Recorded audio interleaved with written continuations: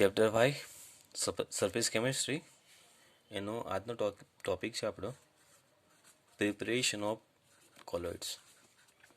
Okay, હવે આ પ્રિપરેશનની જે વાત કરીએ છીએ એ કોલોઇડ કયા છે? તો એ કોલોઇડ છે લાયોફોબિક કોલોઇડ્સ. તો આપણને ઓલરેડી ખબર છે કે કોલોઇડ્સ બે ટાઈપના હોય, લાયોફિલિક હોય અને લાયોફોબિક હોય. તો આજે પણ પ્રિપરેશનની વાત કરીશું લાયોફોબિક હશે, કારણ કે લાયોફોબિક કોલોઇડ્સ ઇઝીલી બની શકે નહીં. જ્યારે લાયોફિલિક કોલોઇડ છે, લાયોફિલિક ઇઝીલી બની શકે. ડિસ્પર્ઝિંગ ફેઝ અને ડિસ્પર્ઝિંગ મીડિયમ કમ્બાઈન કરીએ તો લાયોફિલિક ઇઝીલી બને. તો લાયોફોબિક કોલોઇડ્સ કેવી રીતે બનાવવાના એની વાત કરીશું આપણે આજે.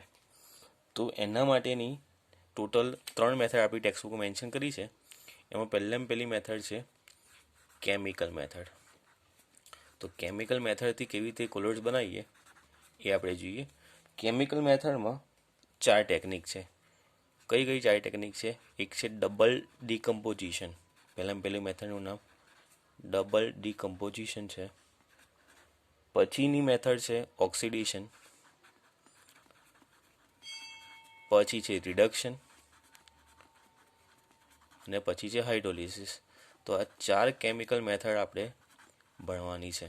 ઓકે, તો આ મેથડમાં થાય છે શું એ જોઈએ. ઓકે, તો પહેલું ભણીશું આપણે ડબલ ડીકમ્પોઝિશન.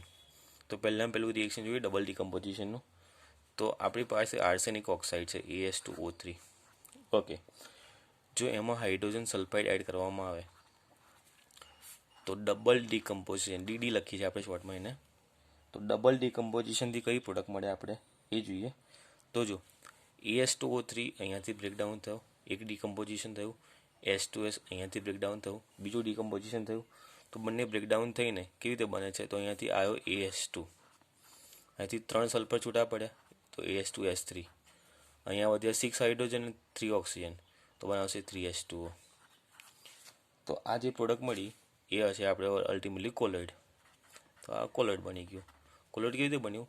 બે જે રિએક્ટન્ટ લીધા હતા એ બંનેનું ડીકમ્પોઝિશન થયું, ડબલ ડીકમ્પોઝિશન.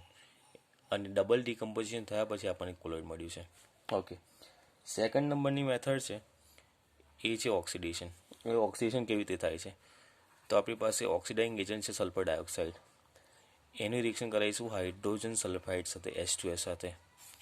તો ઓક્સિડેશન કેવી રીતે થાય છે એ જોઈએ. ઓકે, હવે સલ્ફર ડાયોક્સાઇડ શું કરશે?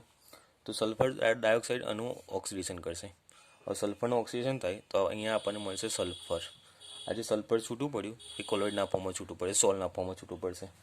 અને વધ્યું શું? 4 હાઇડ્રોજન અને 2 ઓક્સિજન. એ શું બનાવશે? 2H2O. ઓકે, હવે ક્વેશ્ચન થાય કે સર અહીંયા ઓક્સિજન થયું કેમનું? તો અહીંયા જે સલ્ફરનો ઓક્સિજન નંબર હતો એ તો -2. અહીંયા સલ્ફરનો ઓક્સિજન નંબર કયો હતો? 0. તો -2માંથી 0 ઓક્સિજન નંબર ઇન્ક્રીઝ થાય એને આપણે ઓક્સિજન કહેવાય. તો અહીંયા સલ્ફરનું ઓક્સિડેશન થયું. ઓકે, થર્ડ નંબરની મેથડ છે એ મેથડ છે રિડક્શન. હવે રિડક્શન કેવી રીતે થાય છે? તો આપણી પાસે ગોલ્ડ ઓરમ એનો ક્લોરાઇડ છે AuCl3. એનું આપણે ફોર્માલ્ડિહાઇડ સાથે રિએક્શન કરાવીએ છીએ તો 3HCHO ફોર્માલ્ડિહાઇડ, જેને આપણે મિથેનોલ પણ કહીએ છીએ. એમાં આપણે વોટર એડ કરીએ 3H2O. તો આપણને ગોલ્ડના મોલિક્યુલ્સ કે ગોલ્ડના પાર્ટિકલ્સ અલગ ફોર્મમાં જોવા મળશે. સોલના ફોર્મમાં, કોલોઇડના ફોર્મમાં એ છૂટા પડશે. અને આ જે HCHO છે મતલબ ફોર્માલ્ડિહાઇડ, એનું થશે ઓક્સિડેશન. એનું ઓક્સિડેશન થશે તો મળશે આપણને એસિડ. આલ્ડિહાઇડનું ઓક્સિડેશન થાય તો ઓલવેઝ આપણને એસિડ મળે. પ્લસ 6 હાઇડ્રોજન અને 6 ક્લોરિન, 6 HCl છૂટા પડશે. તો આ મેથડમાં થયું છે રિડક્શન. હવે રિડક્શન કેવી રીતે થયું એ સમજવું હોય તો અહીંયા ઓરમ ગોલ્ડના પાર્ટિકલ હતા, એનો ઓક્સિજન નંબર હતો +3. +3માંથી ઓક્સિજન નંબર થયો છે 0. +3માંથી 0 ઓક્સિજન નંબર ઓછો થયો એને આપણે રિડક્શન કહીએ છીએ. ફોર્થ નંબરની મેથડ છે. તો ફોર્થ નંબરની મેથડમાં છે હાઇડ્રોલિસિસ. હવે હાઇડ્રોલિસિસ કેવી રીતે થાય છે? તો આપણી પાસે છે FeCl3 ફેરસ ક્લોરાઇડ. એનું આપણે હાઇડ્રોલિસિસ કરીએ. હાઇડ્રોલિસિસ મતલબ વોટર સાથે રિએક્શન કરાવડાવીએ. તો કેવી રીતે રિએક્શન થાય છે એ સમજીએ. તો જો 3H2O છે, H2O બ્રેકડાઉન થાય H+ ને OH-. તો 3H2O 3H+ ને 3OH- માં બ્રેકડાઉન થાય. હવે 3H+ જે છે એ 3 ક્લોરિન જોડે કમ્બાઈન થઈને 3HCl બનાવવાના છે. તો અહીંયા એક પ્રોડક્ટ મળશે 3HCl. ઓકે, હવે બીજી પ્રોડક્ટમાં વધ્યું શું? તો આપણી પાસે અહીંયા વધ્યું Fe, અહીંયા વધ્યું 3OH. તો Fe ને 3OH કમ્બાઈન થઈને બનાવશે FeOH થ્રાઇસ. તો અહીંયાથી વધ્યો Fe, અહીંયાથી વધ્યા OH, અને OH કેટલા છે? 3 ટાઈમ્સ, તો FeOH થ્રાઇસ. અહીંયાથી 3H, અહીંયાથી 3Cl, તો 3HCl છૂટા પડી ગયા. તો આ FeOH થ્રાઇસ બન્યો, એ છે ગોલ્ડ, એક કોલોઇડ સોલ. તો આ રીતે પણ કોલોઇડ બની શકે છે. તો આ થઈ કેમિકલ મેથડ. નેક્સ્ટ મેથડ જે છે એ મેથડનું નામ છે ઇલેક્ટ્રિકલ ડિસઇન્ટિગ્રેશન મેથડ. સમજીએ. સેકન્ડ નંબરની મેથડનું નામ છે ઇલેક્ટ્રિકલ ડિસઇન્ટિગ્રેશન મેથડ. ઇલેક્ટ્રિકલ ડિસઇન્ટિગ્રેશન, અથવા એનું બીજું નામ છે બ્રેડિક્સ આર્ક મેથડ. સાયન્ટિસ્ટના નામ પરથી બ્રેડિક્સ આર્ક મેથડ. બહુ ઇઝી મેથડ છે, આવડી જશે તરત. ઓકે, હવે આ મેથડમાં કરવાનું શું હોય છે તો સમજીએ. તો આપણી પાસે એક બીકર છે, એ બીકરમાં ડિસ્પર્ઝન મીડિયમ લઈએ છીએ આપણે. ડિસ્પર્ઝન મીડિયમ શું છે હવે બધાને ખબર છે. કોલોઇડ બે વસ્તુથી બનેલો હોય, ડિસ્પર્ઝિંગ ફેઝ અને ડિસ્પર્ઝન મીડિયમ. તો અહીંયા આપણે લીધું છે ડિસ્પર્ઝન મીડિયમ. ઓકે, અને આજુબાજુ આપણે લઈશું આઈસ બાથ, કુલિંગ સિસ્ટમ. અહીંયા લઈશું આઈસ બાથ કે આઈસ. ઓકે, હવે જે મેટલ આપણે જોઈએ છે એ મેટલના, જે મેટલનું આપણે કોલોઇડ જોઈએ છે એ મેટલના રોડ અહીંયા લઈશું. જે મેટલનું આપણે કોલોઇડ બનાવવાનું છે એ મેટલના રોડ અહીંયા લીધા. હવે અહીંયા આ મેથડ કઈ કઈ મેટલ માટે હોય છે તો એ પણ જોઈ લઈએ આપણે.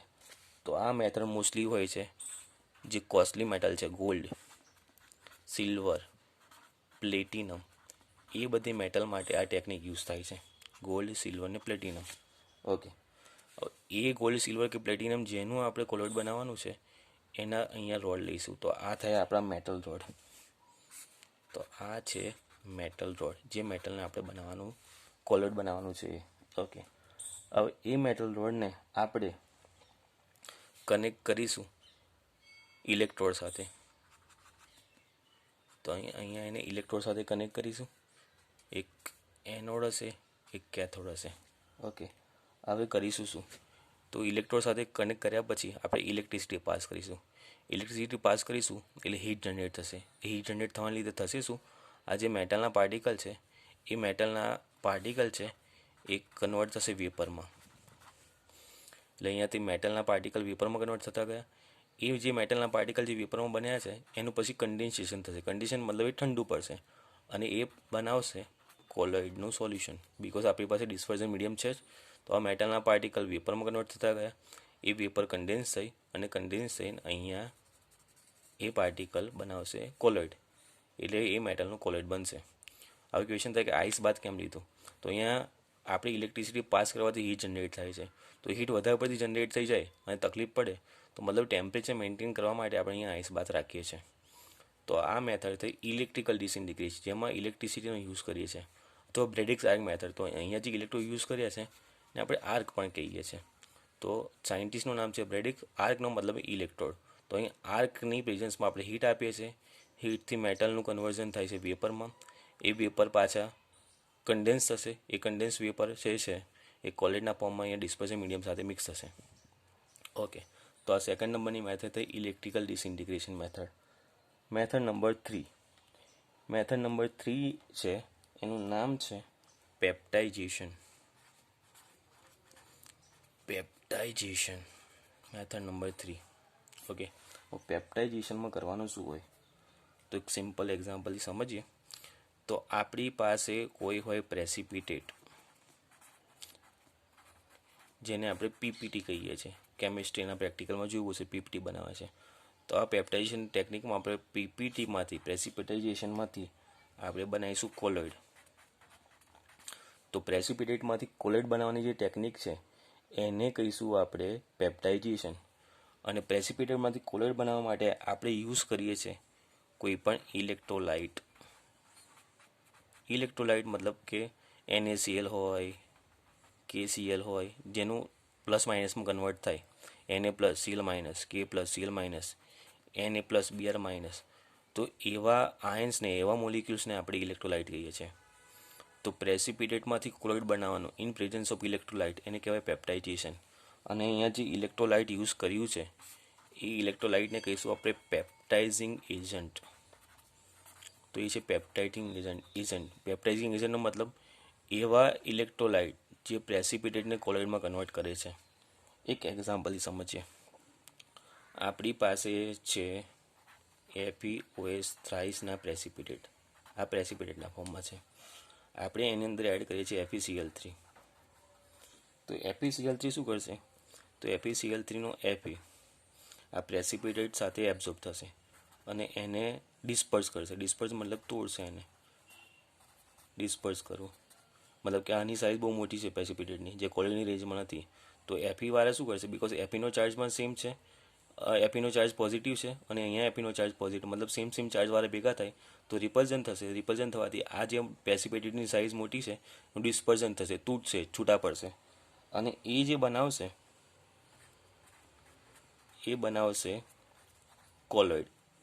અહીંયા જે FeOH હતો એ FeOH થ્રાઇસ જોડે આ Fe જોઈન થયો, પ્રેસિપિટેટની સાઇઝ હતી એ નાની થઈ ગઈ, મતલબ કે એનું ડિસ્પર્ઝન થયું, એ છૂટા પડ્યા અને અહીંયા આપણને મળશે કોલોઇડ સોલ. તો આ રીતે પણ પેપ્ટાઇઝેશન થાય છે. તો આ થઈ મેથડ પ્રિપરેશન ઓફ કોલોઇડની. તો ટોટલ 3 મેથડ જોઈએ પ્રિપરેશન ઓફ કોલોઇડ માટે. પહેલી મેથડ જોઈએ કેમિકલ મેથડ. બીજી મેથડ આપણે જોઈ પ્રિપરેશન માટે ઇલેક્ટ્રિકલ ડિસઇન્ટિગ્રેશન મેથડ.